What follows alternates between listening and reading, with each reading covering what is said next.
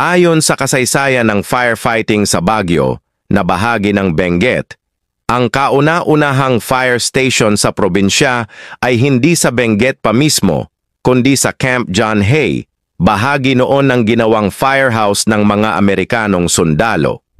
Dito nagsimula ang organisadong sistema ng firefighting sa lugar.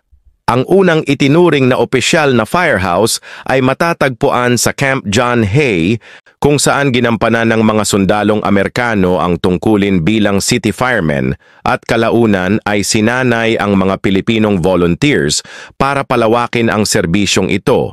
Makalipas ang mga dekada, napagtibay ang pagkakaroon ng permanentes na tanggapan.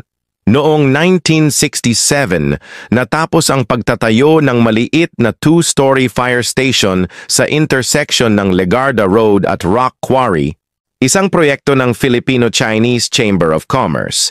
Gayunpaman, bago pa man nito ang firehouse sa Camp John Hay, ang nagtanim ng simula ng firefighting operations sa rehiyon.